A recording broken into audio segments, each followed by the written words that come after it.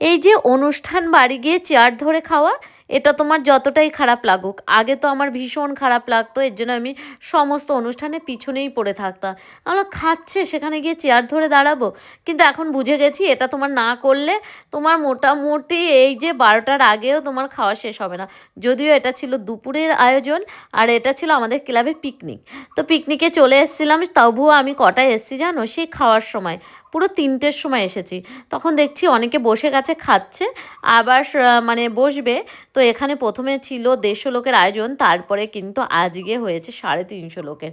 তো ভালোই ভিড় ছিল, আর ক্লাবটা যেহেতু অনেকটাই বড়, আর তবুও সবাই তো করেনি। কিন্তু আমাকে যেদিনই বললো যে পিকনিক আছে, আমি বললাম কবে? বললো 26 জানুয়ারি।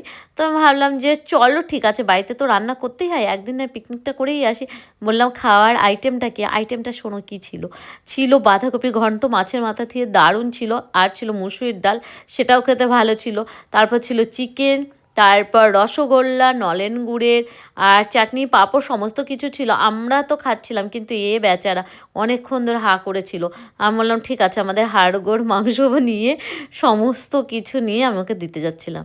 দিতে যাব কি, এই যে আমাদের লালু, লালু মানে আমি কাউকে খেতে দেবো আর সেটা অন্য কাউকে খেতে দেবে, এটা হতেই পারে না। লালু, লালুর ভাগ ছাড়বে না। ও লালু এবার মেরে কুটে ওকে খেয়ে নিল। তারপর আমার খুব কষ্ট হলো, আর এর সাথে সাথে আরও ৩ জন ছিল।